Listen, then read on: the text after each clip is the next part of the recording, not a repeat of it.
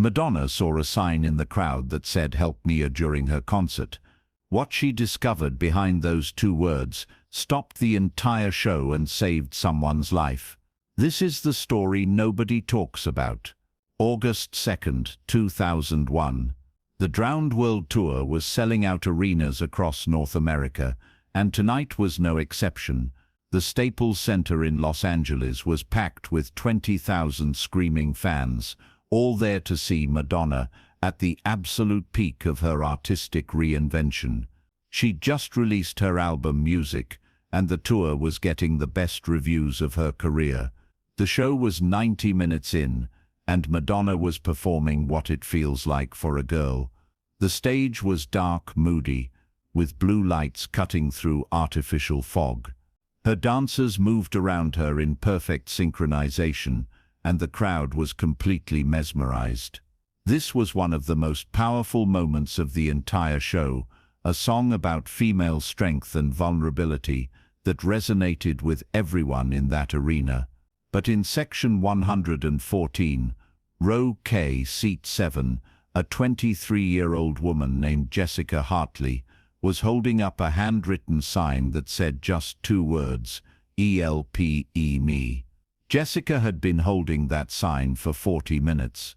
Her arms were tired, her hands were shaking, but she kept it raised above her head, hoping against hope that somehow, some way, Madonna would see it. Around her, people were holding signs that said, "I love you, Madonna," and "Marry me," and "Best night ever." Jessica's sign was different. Jessica's sign was desperate, and Madonna saw it. Right in the middle of What It Feels Like for a Girl, Madonna stopped singing. She didn't stop gradually or smoothly. She just stopped, mid-word, and stood completely still on stage. Her dancers, confused, continued for a few seconds before they realized something was wrong, and stopped too. The music kept playing for another 5 or 6 seconds before the band noticed and cut out. 20,000 people went from screaming to dead silence in about 10 seconds. You could hear people breathing. Someone coughed. A phone rang somewhere in the back of the arena, and Madonna was standing center stage, one hand shielding her eyes from the spotlights, staring into the crowd at section 114. "Turn on the house lights," Madonna said into a microphone. Her voice was calm but firm, the kind of voice that didn't leave room for discussion. The production crew hesitated. This wasn't in the show. This wasn't rehearsed. The tour manager was probably having a heart attack backstage. But Madonna repeated herself, and this time there was an edge to her voice. "I said turn on the house lights, right now." The arena lights came up, and 20,000 faces all turned to look at whatever Madonna was looking at. Madonna pointed directly at Jessica. "You," she said, "the girl with the help me sign. Stand up." Jessica stood up. She was shaking so badly that her friend Sarah, sitting next to her, had to steady her. Jessica was wearing a Madonna t-shirt and jeans, and her face was streaked with tears that she'd been trying to hide for the last hour. "What's your name?" Madonna asked. The entire arena was watching this unfold, and nobody had any idea what was happening. Jessica's voice was barely audible, even with the microphone that security was rushing over to her. "Jessica," she managed to say. "Jessica," Madonna repeated. "That sign you're holding. Help me. What do you need help with?" For a moment, Jessica just stood there, frozen. This wasn't what she'd imagined when she made the sign. She'd thought maybe, if she was incredibly lucky, Madonna might acknowledge it with a wave or a smile.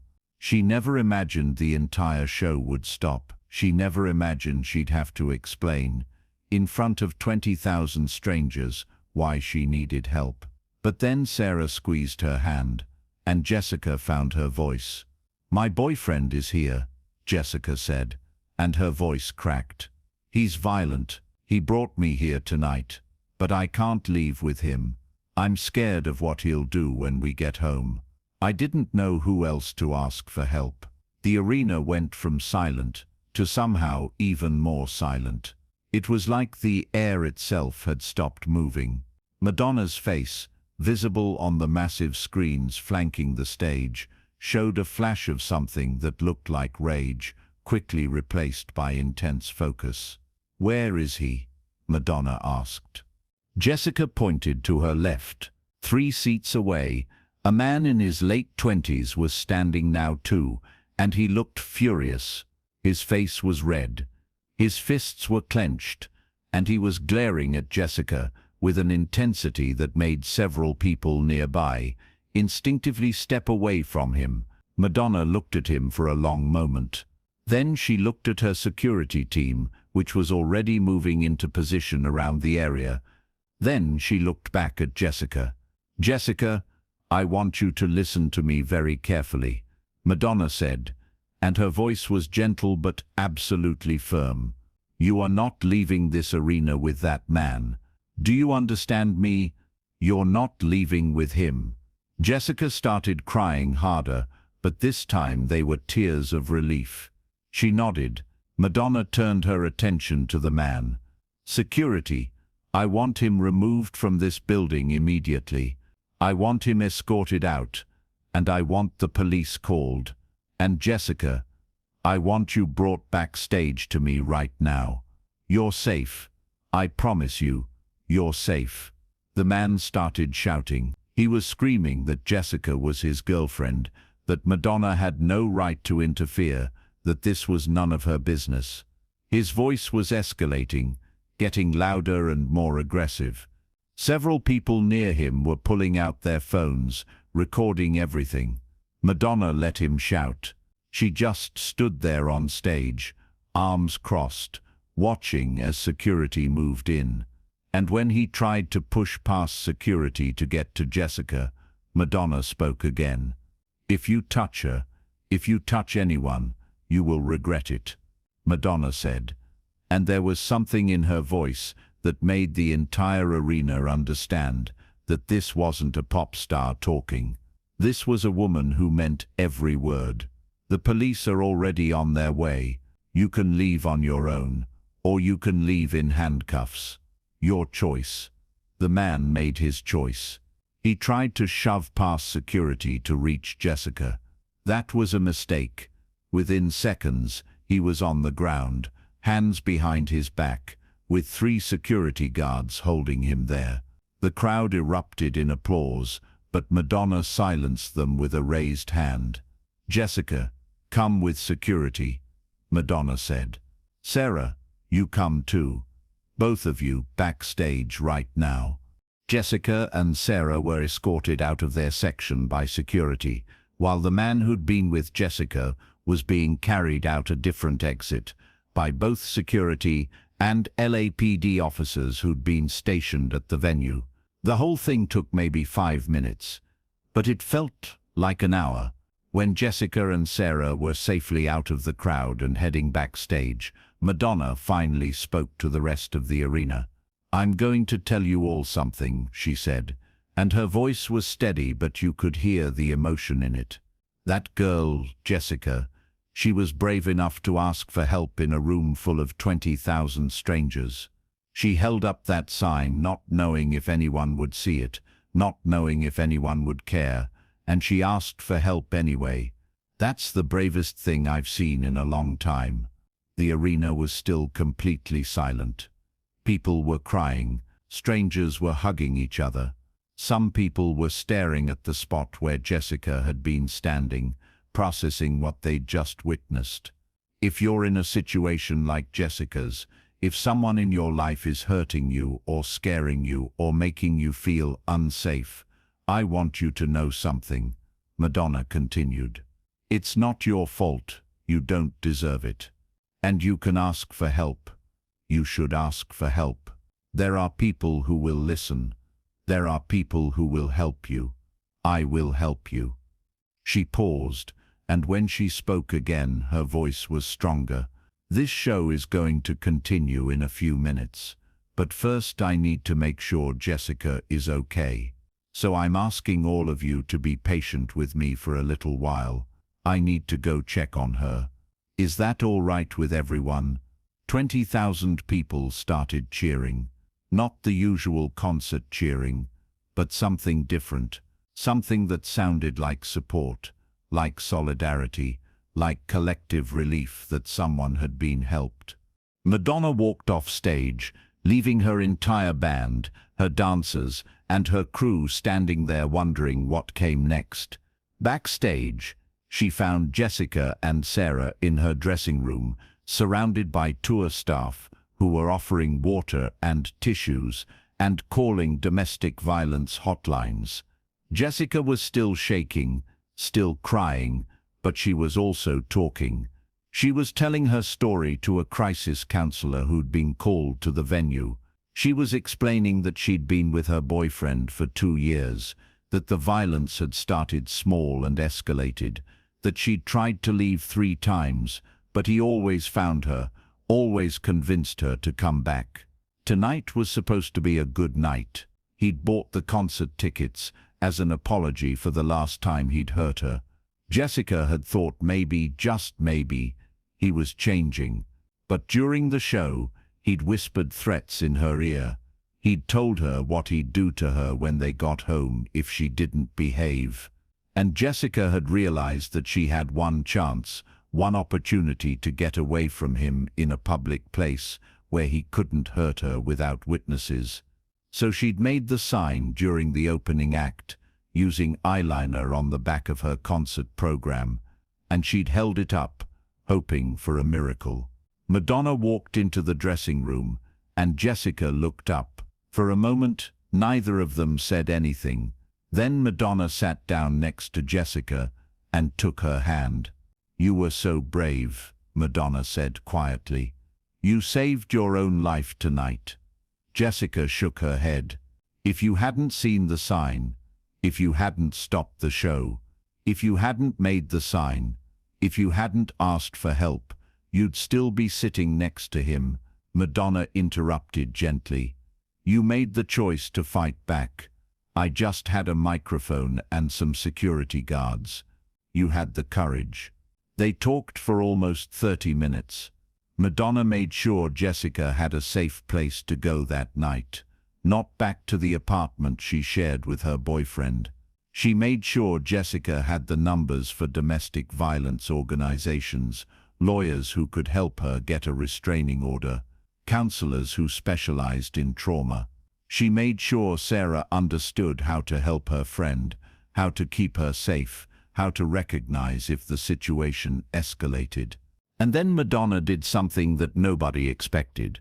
She gave Jessica her personal phone number, not an assistant's number, not a management number, her actual personal cell phone number. "If you need anything, if you're scared, if he finds you, you call me," Madonna said. "Day or night, you call me. Promise me." Jessica promised.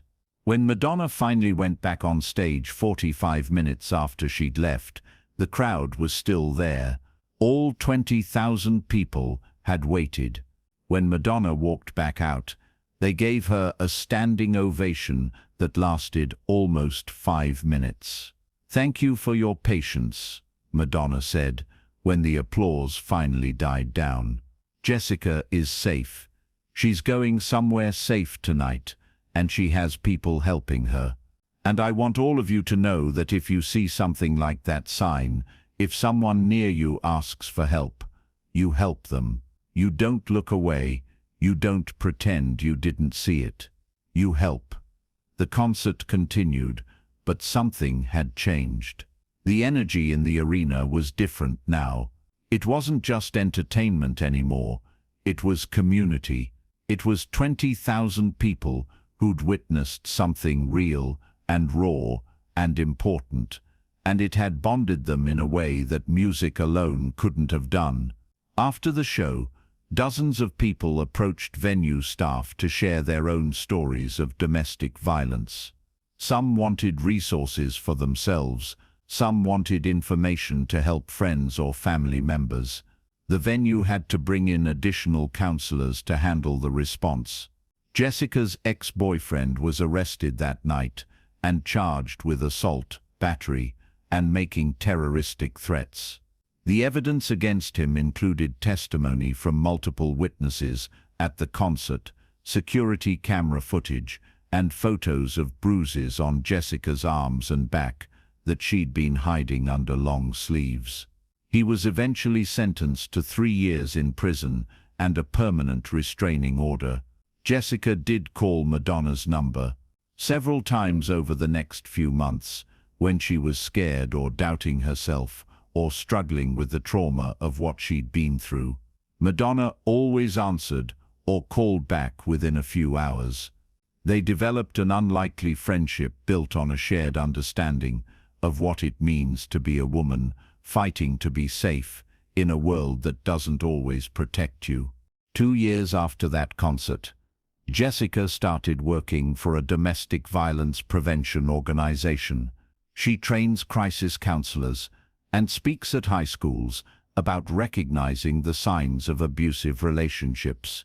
She tells her story often, including the part about the sign and Madonna stopping the show, because she wants other people to know that asking for help isn't weakness, it's survival. Madonna changed her tour protocols after that night. At every subsequent show, she made sure venue staff were trained to recognize signs of domestic distress.